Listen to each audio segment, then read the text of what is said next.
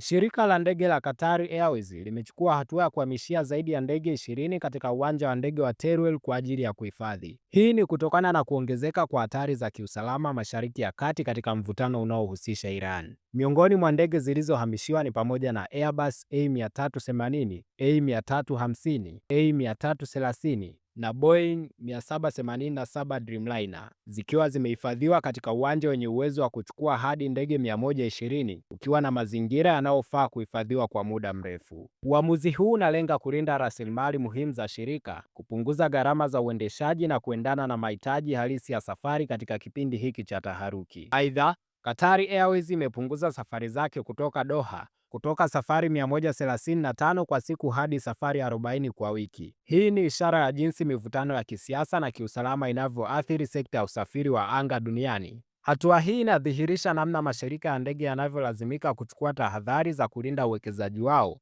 na kuhakikisha usalama wa abiria na ndege zao. Mimi ni Felix George na hii ni Open Online Media.